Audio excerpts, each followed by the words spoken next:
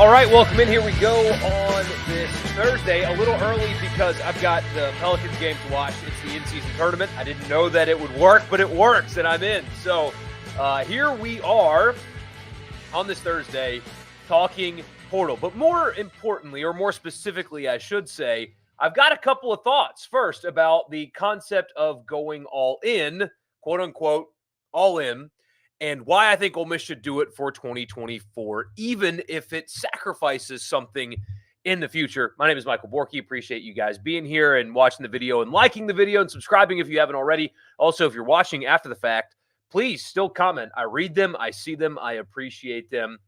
And let's dive right in. Again, I know I'm a little early, but Pelicans in-season tournament, I'm actually kind of excited about it. That's a weird thing. I can't believe the NBA nailed this. And it's exciting, which when it first got announced, I didn't expect it to be. So we'll do this for another 30, 45 minutes or so.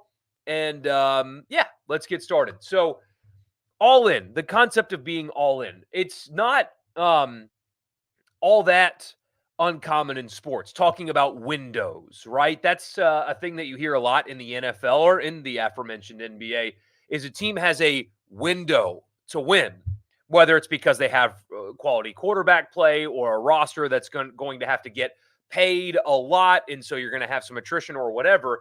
The concept of being all in or a window of opportunity is not a new thing in sports. Take the LA Rams, for example. I mean, how many trades happened for them to go to and win that Super Bowl? They saw a window of opportunity. They attacked that window of opportunity, and they won a Super Bowl. And after that, they had some down years. But ask a Rams fan if that Super Bowl was worth a couple of down years and now they're recovering from that.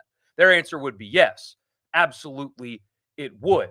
In college football, we haven't really had that phenomenon of windows, right? Because you have programs like in Alabama that can just replenish rosters every year with 25 of the best players in America through traditional recruiting. Well, the transfer portal is changing the structure of rosters and stuff like that in college football anyway. But take a program like an Ole Miss, and there's a reason why I'm talking about just Ole Miss with this, because they have a current roster that is much, much, much more ahead of Mississippi State's at the moment, and they can realistically, we can talk about them making the playoff next year. For Mississippi State, we cannot. That's just the truth. So right now, Ole Miss is well organized and well funded from a collective perspective. But I think everybody would agree with the sentiment that they will likely never be the richest in college football or really come anywhere close. And that's okay. But they have to be efficient with what they do, right? And I think with this Ole Miss team in this roster, they have a window of opportunity in 2024 that I think that they have to go all in on. And here's what I mean by that. I mean, you've got a running back that could hit the free market and command a lot of money. I think that Ole Miss should do whatever it takes to keep Quinshon Judkins on the roster, even if it's a little bit more expensive than they deem they are comfortable. Quinshon Judkins is special. I know that this is increasingly becoming closer to an NFL model. I understand that, but it's not the NFL.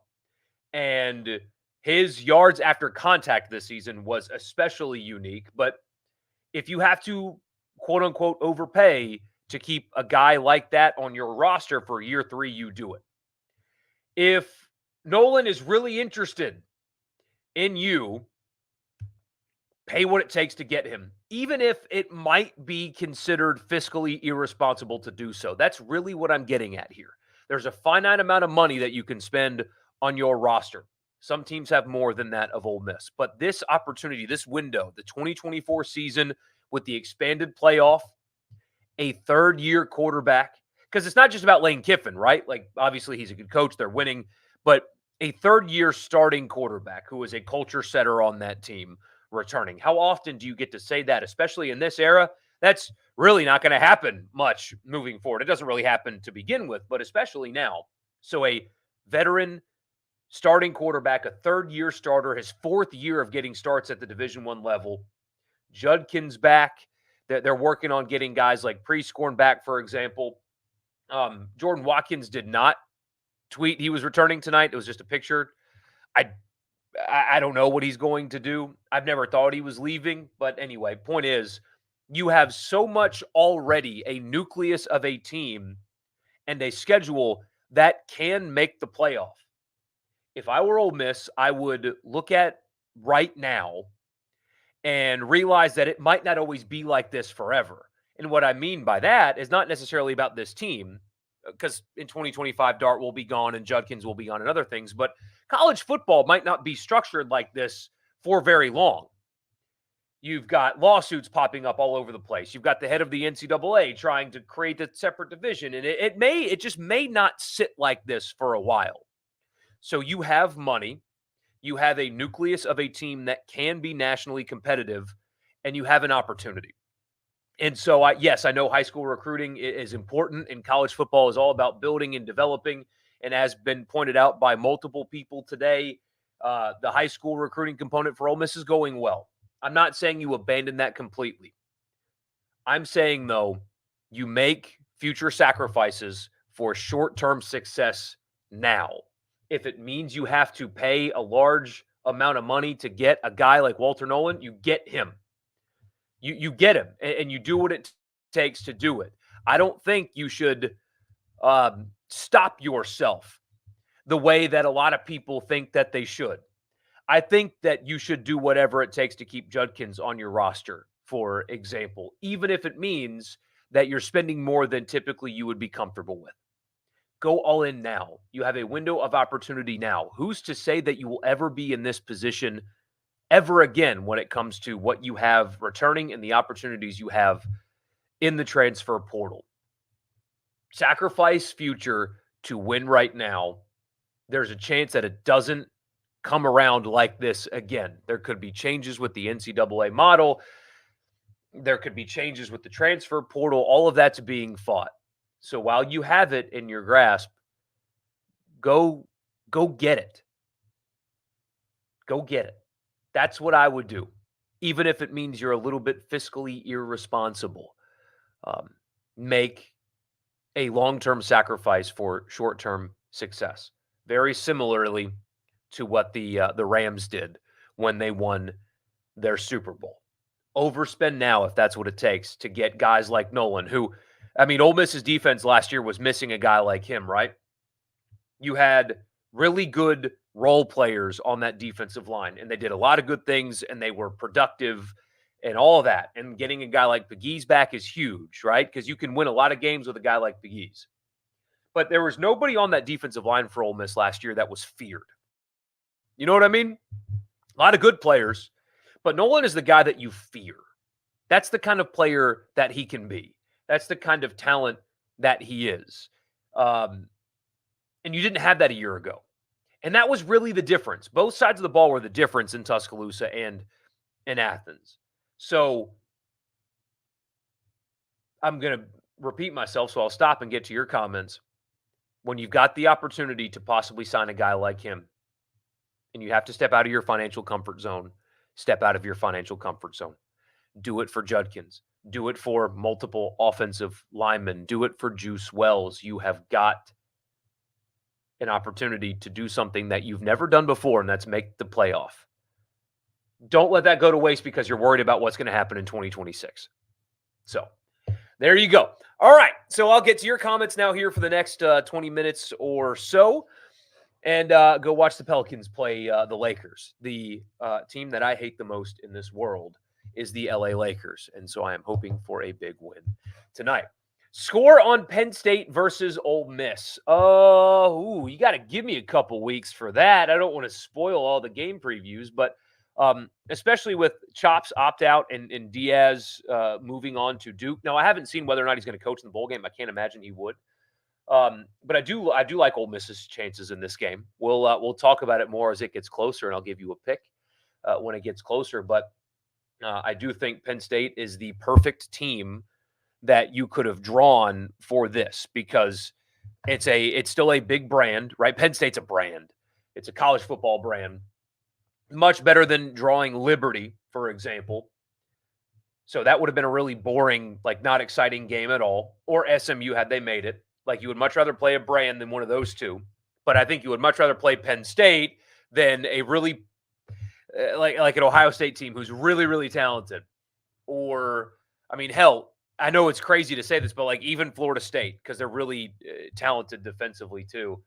I think Penn State is the most beatable of the teams that you would have liked to have drawn because of their brand, if that makes sense. So the best of both worlds. Beatable team, big brand, would be looked at as a really big and like high profile bowl win. So is Ole Miss getting Nolan? I'm really concerned about offensive line additions. I have no idea if they're getting Nolan, but the fact that he's even entertaining the idea of going to Ole Miss is that's special. Special is not the right word. That should be encouraging because that means that I promise you he's heard offers from the big boys already. And if Lane Kiffin tweeting a picture from College Station meant that he was visiting Nolan, that means he was at least willing to hear Ole Miss out.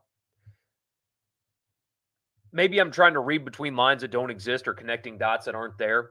But if he's taking a meeting with Kiffin, it means the initial conversations were enticing enough where he's getting calls and offers from all around the country, and Ole Miss is one that stood out enough to him that he was willing to hear the pitch in person. So that does mean something. Offensive line. I said this on the radio show today, and it's not like some profound thought or anything that is attributed to me. I don't really have those all that often. Anyway, everybody's talking about Nolan and Juice Wells and linebackers and stuff and all these new guys and receivers and everything. The most important position that Ole Miss needs to sign this year in the portal is offensive line. Nothing else matters unless they get better on the offensive line. I think that can reduce their ceiling next year. Now, look, I know they just won 10 games. I understand that. And they had Georgia and Alabama on the schedule. That is not the case next year. However, you guys saw it, and we all saw it. They had issues up front on the offensive line, and I do think that will keep them at a lower ceiling. So for all the talk about wide receiver and defensive line and stuff, and all of those are important. Ole Miss needs to get better at it. All of those positions. They're losing guys like Dayton Wade's gone, for example. I assume Trey Harris is gone, but I'm not sure. You got to get better on the defensive line. You've got to replace a lot in the secondary, on and on and on. But the most important position for Ole Miss in portal season, and I think it's not even there's not a close second. The most important position is offensive line. Now, I guess they have a visitor, or they had one last weekend, right? Kiffin visited one in Indiana, I believe, based on his tweets of airports. I think that's what he was doing up there. So, yeah, they've got to get to work on offensive line additions, and they are. At least that's what it looks like. But, it's the most important position this offseason. So Charlie Baker proposed something that'll lead to a revenue sharing plan. Yeah, the proposal didn't really make a whole lot of sense to me. I don't think that will end the constant litigation. I understand the desire to continue with Title IX because Title IX is a good thing. Women's sports are important. They are. But what I wish people would, in my business, would stop doing is pretending that everything is created equal and treating the soccer players as if they're the same as the football team. I mean, Richard brings it up all the time, and I think it's a great idea, and it would never happen. But if they really wanted to do this right, they wouldn't count football at all. Because football literally funds everything else. It funds it all. And so if Charlie Baker's proposal, which will not be enacted, ever became a real thing, the football team would look at the money they're making versus the money that the softball second baseman is making. And they will come to the same conclusion that they came to before NIL became a thing. We are the reason there's $500 million television contracts. We're the reason that 70,000 fans show up to the games. And we're the reason that all of the rest of you exist. So no, this isn't acceptable. Let's go back to court. That's what's going to end up happening during all of this. Um, it's people don't like this, but it's true. The football player is more valuable than the soccer player or the softball player. They are the reason that those sports and programs exist at the overwhelming majority of schools. Some institutions will just fund sports forever because that's what they do. But at Ole Miss and Mississippi State, the only reason why softball and soccer and volleyball and tennis and golf, and includes the men's side too, is because of football and a special shout out to men's basketball. That's the only reason why they exist. So proposing a school proposing that a school opts into a system where they pay the softball players hundreds of thousands of dollars in total when their sport loses millions is never going to work. It won't happen. It's a stupid idea, and that's just how it's going to be. It's just going to get fought in court again because that's what happens. Dayton Wade is draft bound, which is a tad bit surprising. I'm not surprised. Some guys just are ready to go, man. I mean, how much just staying in school doesn't automatically improve your stock. I mean, how much more can he do, right? He's got things working against him that another good season of college can't really fix, right? So he's been in school for a long time, had a good season, he's got his health. It makes sense to me that he's leaving. It's talking about windows earlier, that this is his opportunity. He's healthy, he's had a good year, he's athletic. I really don't think he can improve his height in an additional year in college, So I'm happy for him. He's an electric interview. So you think Judkins is NFL bound next season after another 1,000-yard and 15 touchdown season at Ole Miss? He's definitely NFL bound after this year. I don't expect him to go anywhere else. I don't think that that's going to happen. There's word about positive developments when it comes to that, but until something is announced in total, and hell, even if it's not, or even after it is, things happen sometimes. I don't expect him to be anywhere else, though. You're wondering if the Paul kid from Arkansas is coming to Ole Miss. Oh, he's visiting soon, right? He'll visit this weekend, I think. Yeah, they need him. I mean, that would be a huge pickup, and an extremely experienced, already proven SEC linebacker. I mean, that's kind of a no-brainer, right? And a guy like him is the kind of guy I'm talking about with this team in this season.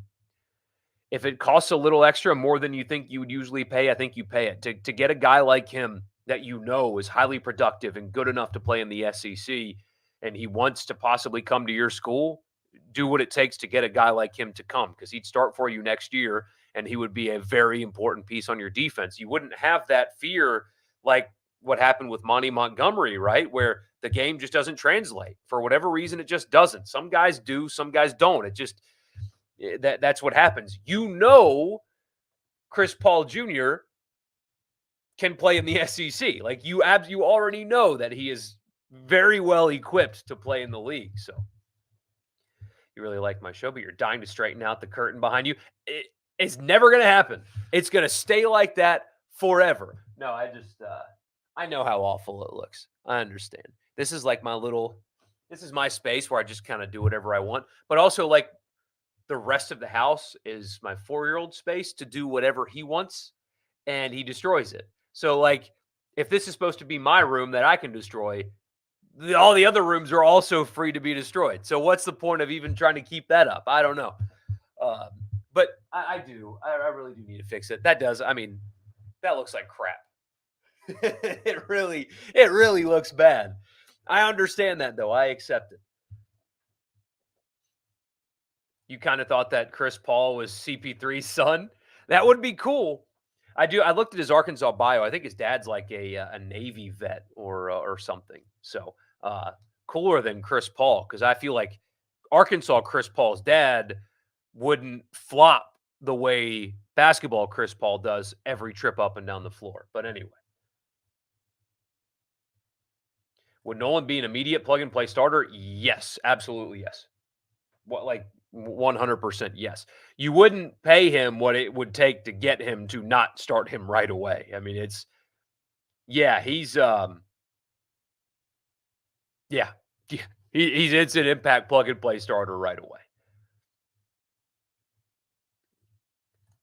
You had your first couple sips of a margarita tonight, not your jam. I'm not a particularly big fan either, so I'm with you.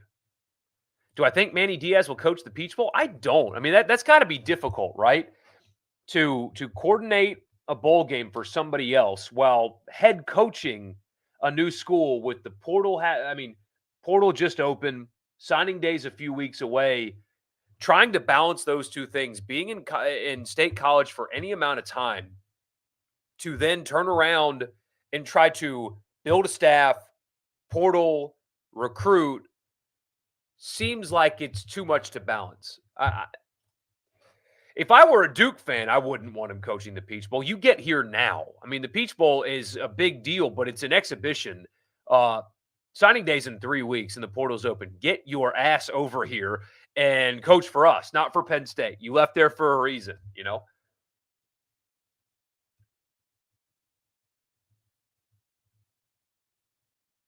Thanks for taking the time to do these lives. Enjoy them. I appreciate it, man. I'm always glad to be here. I love this. This is not part of my job, although I do put this in the podcast feed. Um, so I guess technically this is kind of my job, but no, I enjoy this. This is fun talking to you guys. I think that like with our radio audience or just like doing a podcast with no return, um, it's for the birds, man. Technology now allows the audience to be a part of the show beyond like phone calls. Frankly, I don't enjoy phone calls. I don't know how Feinbaum is as popular as he is, and maybe he's not that popular, frankly. But um, I don't particularly like call-in shows. I think that this kind of format here, and like what we do on the radio show, we use a text line. We used to take calls a long time ago, and they were just awful, you know. So you can filter the good and the bad and still be conversational in a format like this, as opposed to like just recording a podcast without any kind of audience feedback. And it also avoids picking up the phone and taking a call and having somebody ramble about God knows what for 5 minutes, you know? So it's kind of a perfect medium. So unless you get rich, you'll never pay a cent to any NIL collective. You're investing so much into something where you don't get a return on it other than a minuscule time of happiness. Nope. Well, not certainly understand that. You know, it makes sense. I won't ever bemoan anybody that chooses not to. But as long as there are emotions that weigh so heavy excuse me, as long as college football weighs so heavy on people's emotions, then you're going to have the market for something like this. I hear you though. I totally understand it. I think the school should have to pay the players. I think asking the fans to just give more money is a bad system. I don't mind the players getting money at all, and to be honest, I think they deserve it. In an era where coaches are making $77 million, I cannot possibly fathom being upset that a player wants a tenth of that to be one of the best defensive linemen in the country. You know, I just that doesn't bother me in any way. But yeah, the fans are continuing to just be asked to give more and more, and you know, I think that's a broken system. But fans are just they're still going to do it. And I've got a confession too. I love the transfer portal. I love it. All of this is fascinating to me. It's interesting. And I know that there's the conversation about, well, the emotion is taken out of it and fans aren't connected to the players anymore and things like that. And I hear all that and I understand it. And I agree with it to some degree. I get it. But fans are in love with the helmets and the jerseys and the scores on the scoreboard. I mean, when have you guys ever been happy with a losing season? You've never liked the players and stuff on losing teams, right? So what would you rather have? Would you rather be connected to a team that's winning 7 games or have to learn the roster over the summer of a team that goes and wins 9, right? It's people love the helmet and the jersey. They love the laundry. They don't, or more so than they do the player. And this cycle interests me because it's transactional. And again, I talk about this with you guys often, where as an NFL fan, I can stomach the money component of it, but I do think that the transactional piece of it makes it easier to stomach than high school recruiting, right? I mean, there was a guy that showed up to his commitment ceremony wearing certain colors, red and blue, and the ceremony got delayed because somebody got to mom and she made him sign with LSU.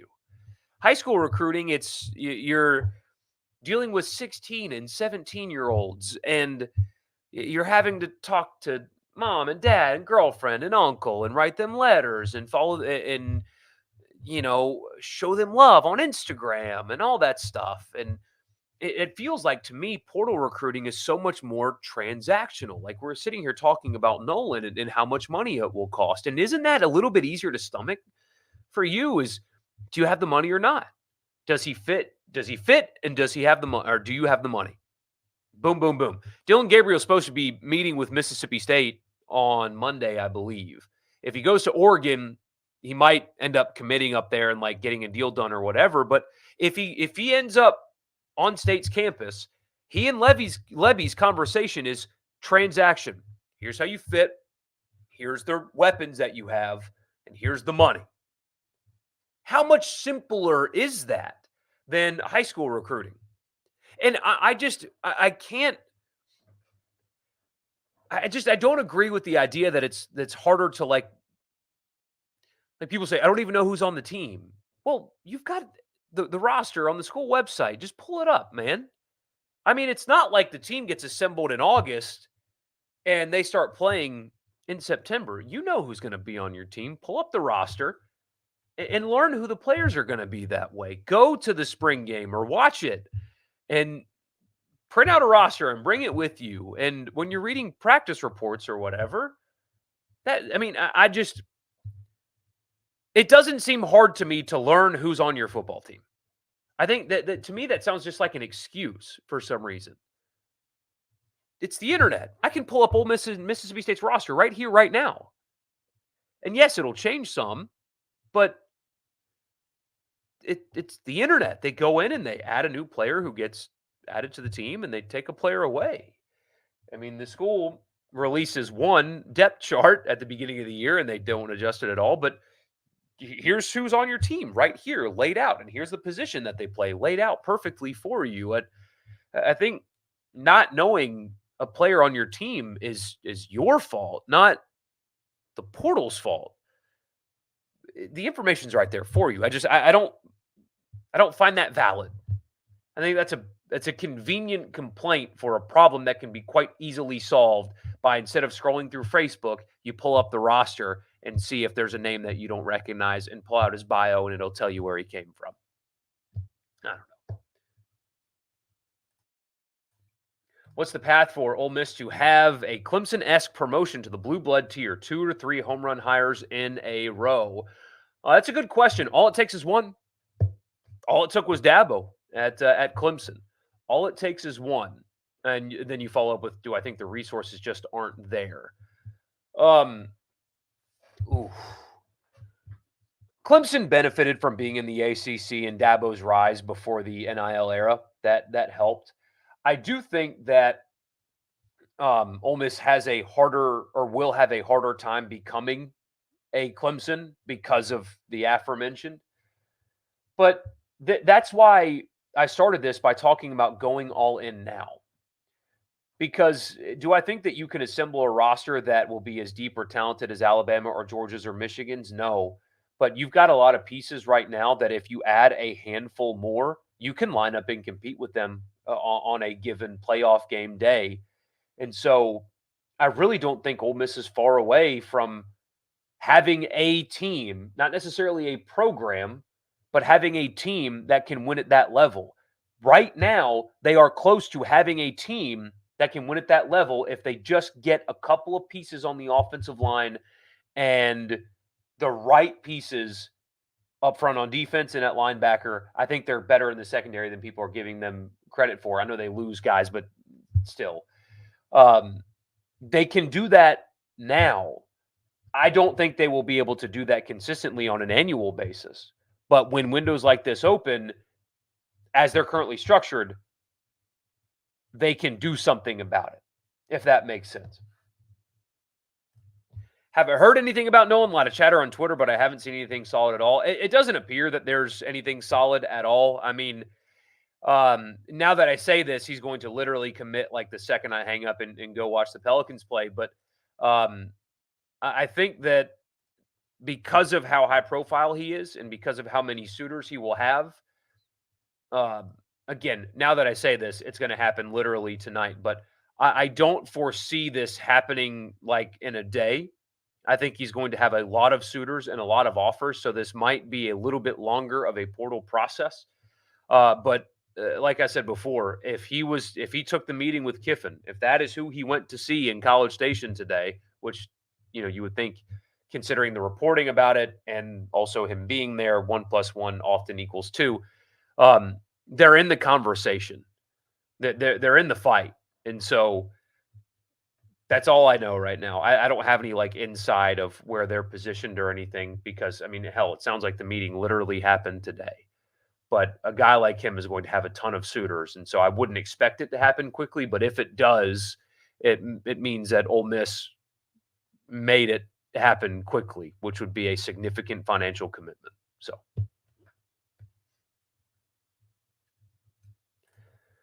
McCready was talking about how things are different with NIL. Florida may not be a better job than Ole Miss anymore. It's weird how fast dynamics are changing. I'm enjoying the ride. You see, and what's the difference between Florida and Ole Miss right now? What's the difference? What has changed? Nothing really. But what Ole Miss has done, they've been efficient and they've hired well. Like, and it's fan bases as well. It's everybody. But Ole Miss is structured, they're efficient, and they hired correctly, especially for this era. So, and I've talked about this for a long time, and it's not like a unique thought to me or anything, but there are some people that are still stuck in the 90s. I mean, I posted a little mini rant I did on the radio show yesterday on Twitter about how everybody's talking about how the SEC is down this year because it's Ole Miss and Missouri that are good and not Auburn and Florida. If you flip-flopped Ole Miss and Auburn's record, and you flip-flopped Missouri and Florida's record, then nobody would be talking about how the league is down because we're so caught in our ways that there's no way that Missouri can be good unless the conference is bad.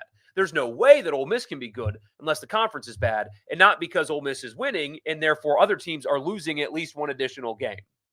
But anyway, this new era will allow programs like Ole Miss to completely level the playing field with a job that is perceived to be better than theirs because they are more organized, they are more efficient, and institutionally, they are completely and totally bought in and in lockstep, and they hired right. There are very few SEC Big Ten jobs that you're not one hire away from being elite. That's the thing, man. So Ole Miss is what, eighth in the country, tied for 8th in Access Bowl appearances. So that's since 2014. Only Alabama and Georgia have won more games in the last 3 years than Ole Miss in the SEC. Most of these jobs are really only one good hire and good structure away from being that. And instead of Ole Miss getting credit for that, it's, well, the league is down. Maybe the league is down because they're the ones that are winning this time. But yeah, the landscape has changed a lot. It started changing when the television contracts and the network came along. I mean, programs like Nebraska used to be the gold standard. Now they can't get any. I mean, it's really hard for them to recruit because everybody's got money now. Everybody's on TV every Saturday now. I mean, again, quote unquote, little Ole Miss is paying their coach a top 11 salary in college football or whatever it is at the moment. Things have changed. The money has changed the landscape, both in television dollars and then now in NIL. The people that are more structured and organized are having more success. And remember, Florida was the place that offered Jaden Rashad a $13 million contract just to void the contract because they didn't have that much money to give him. I mean, that was Florida. That's how messy they were. Not the case. Not the case in Oxford. Haven't heard anything on Zachary Franklin. You expected him to be the first name in the portal. I haven't. I haven't.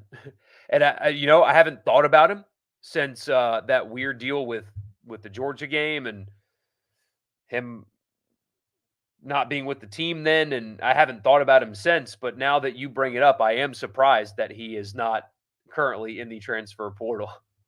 Haven't thought about him since. Ole Miss versus Penn State will be one of the most aesthetically pleasing games, with the Penn State whiteout and Rebel fans wearing red, along with the Penn State Navy unis and the beautiful Ole Miss unis. I would love for them to do color v color. I would love it, and I hope that happens. Yeah, the solid white and the solid red in the stadium, if they really can kind of get it 50-50.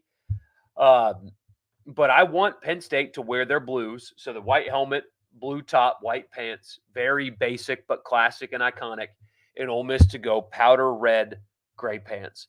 That uniform matchup would be awesome. And like USC, UCLA do it, and it looks great. I want that to happen here. I would love for that to happen here. I'm not sure it's going to, but I want it to. How good would that look? When is early signing day? I think it's 3 weeks. Let me tell you. Early signing day is December 20th. December 20th. So, yeah, 2 weeks away. I said 3 weeks, right? So, 13 days away. Like I said, offensive line is huge for Ole Miss's portal season. What would my next two biggest needs be? You say cornerback and defensive line. Okay, so offensive line is biggest need number one. If Jordan Watkins is in fact back, I don't think wide receiver makes the top three, and I suspect that they're going to get at least one additional one, and they've already got Deion Smith, so I think they're okay there. Haven't seen news on Trey Harris. We'll again, I don't think that that's top three. So yes, offensive line number one, defensive line number two, and linebacker number three for me. But I certainly understand why corner is there for you, because they do lose a lot. So you think the portal debate is fans feel like they're making a commitment to the player, but the player is off the hook to commitment to the school. Understand that. Completely and totally understand that. But what would have happened in week 2 if Jackson Dart had thrown 3 interceptions? What would have Ole Miss fans thought and said about him? Get that bum out of town. Commitment's a two-way street, And the players that are on your team, not all of them, of course. You have some, for lack of a better phrase, shitheads. Forgive my language there, but it's true. But those guys are sacrificing every day. They work hard, and being a college football player is a lot of work and a physical toll. And so, I think that they are. And don't forget too, guys get cut all the time. They get processed, is what we call it in college. I mean, if the player's not good enough, they get sent on their way. If they have a poor performance, fans are calling for them to be benched. I think that I shouldn't tell anybody how to feel, but the loyalty in college sports is to the laundry. And again, if the player performed poorly, you would want them to not, to sit the bench or to get cut, right? I mean, I haven't forgotten what some people said about Micah Pettis, for example, during games. And so, I don't know. I think loyalty is a two-way street, and fans are only loyal to the good players. And so, anyway, the thought of Juice Wells with Deion Smith and Trey Harris makes me very happy. Juice Wells would be. I know he got hurt this year, but in that offense, he would be special. Any idea who the Pete Shark was about today? No, I thought it was about. I just assumed. I figured it was about Chris Paul Jr., but apparently it was not. I guess the sites are saying that If they had to guess one, it would be guess who it was. It would be that Oklahoma um, defensive back. But yeah, um, I thought it was Chris Paul Jr. But shows what I know, which is almost nothing. Is it safe to assume they adjust the early signing day timeline with the playoffs expansion? They should if they're not going to, but they should. You'll be in Oxford for the Georgia game next year. Can I hook you up with any good tailgates in the Grove? Uh, ask me when it gets closer. Key Lawrence, thank you. That's his name, Key Lawrence. That's that's apparently who most people think that it is. I assumed it was the linebacker, but again, what the hell do I know? Very little, very little. Ask me closer to the game, and yes, I can absolutely. I can help you out with that. Right now, no, I can't. But yes, please, I'd be willing to get you connected with some people and let them show you a good time there. Yeah, imagine planning for a first round playoff game the same week as early signing day. I mean, I think that they should get rid of the early signing day altogether and have the portal window open and close before a signing day. And so have those things become separate instead of them working at the same time. You know, it kind of feels like it's all over the place. What should happen is this be portal time. And then when that ends, it be signing day time. And then when that ends, it be portal time again because they have to have two windows. And that's, I mean, I've never been a coach before, so I don't know what they would prefer, but I feel like that would make a lot more sense for them so they can kind of buckle down on certain things at a time as opposed to it being everything all at once and it being kind of a mess to boot. So interesting times around here. It really is. I'm telling you guys, I love the transactional component of the portal. I think that it's a lot more interesting. So Quan Lacey to Ole Miss. Yeah, he's getting all the national crystal balls. So that would be another good pickup for sure. The high school class looks good. And earlier, I was not implying that they should abandon high school recruiting altogether, but I would telling you, man, I think that they have got a nucleus that is enough where if they get the right pieces, even at the wrong price, they can be competitive with basically everybody if they are able to do it. So go do it. Key Lawrence, Chris Paul, and Nolan from the portal could absolutely transform Pete's D coupled with his class last year and this year, no doubt. And I have no idea if Friscano is staying or going. I don't know. I mean, I'm curious to see what's going to happen over the next week with Ole Miss because I know that they've been working on like roster retention. And I mean, so if they bring in Lacey, I think that tells me that somebody's leaving because that would then be, correct me if I'm wrong. You guys got to help me out with this. Griffin, Bentley, and Judkins. Well, Judkins, you know, he's only on his third year of eligibility, but they can all return, right? Bentley and Griffin can both return. Then you have Riscano, who would be a redshirt freshman. And then Lacey, that would be 5 scholarship running backs. Are they going to have 5 scholarship running backs, or are they doing this now because they anticipate 1 or 2 leaving? We will have to see. But this is why I keep saying that it's interesting. That interests me. What if you're Lane Kiffin? Do you think what do you value? How do you decide who you keep and who they let go? It was clear that the tight end position they chose one over the other, essentially. And Heath hit the portal.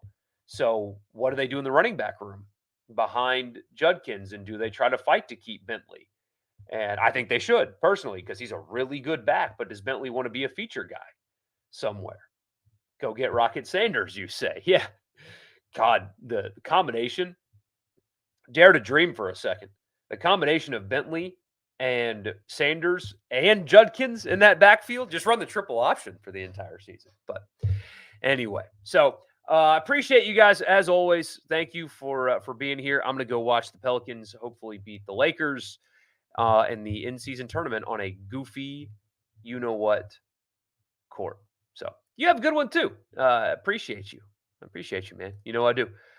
You guys have a good weekend. We'll be back Sunday. A lot of stuff is going to happen between now and then, so we'll be here Sunday, 8 o'clock Sunday. It'll be a little bit later, but that's okay. I'll see you guys then, and y'all have a good one.